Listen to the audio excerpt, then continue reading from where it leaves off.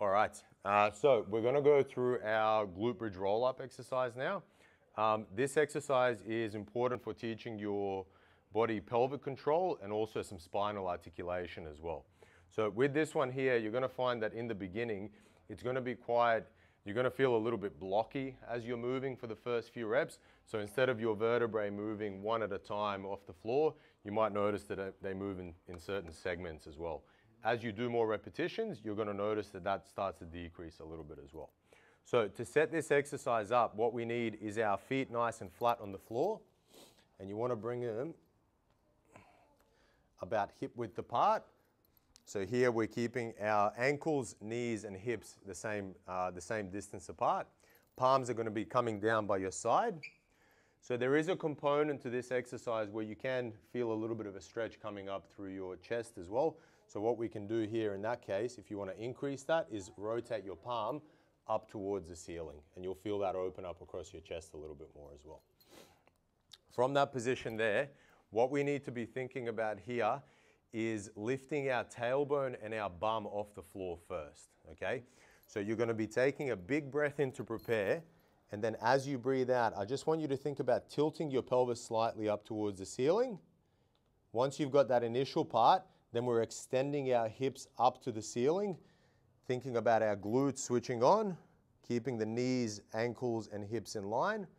From that top position, what you want to think about here is dropping the rib cage down first. So if you imagine a piece of string between your pelvis and your rib cage, and you're trying to shorten that piece of string, dropping one vertebrae down at a time, rolling, rolling, rolling, rolling all the way. Good, and come into a little bit of a hyperextension, so you're thinking about pressing your tailbone into the floor, sticking your rib cage up. That's your full end range of hyperextension. And then you're thinking about imprinting your back onto the floor, tilting the pelvis up towards the ceiling, and then extending the hips up all the way, keeping the knees in just a little bit more, feeling that nice lengthening across the hip joint and across the knee. Closing the distance between the rib cage and pelvis, lowering back down. Good. Taking a big breath in to prepare. As you breathe out, pelvis is tilting to the ceiling and then extending the hips up. Good. Think about opening up across the chest as you come up to that top position as well. You'll feel a little bit of a stretch. Not going into too much hyperextension through here, so we're keeping the core on, belly button drawn in, and then lowering back down.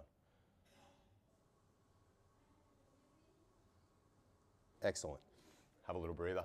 So from an injury prevention perspective, if you find that your spine is locked up either in hyperextension, so where you're leaning back too far, or if you find that you are getting any sort of back pain when you're going into flexion as well, this is a good way to teach your spine to articulate a little bit and to offload some of the joints in your vertebrae as well.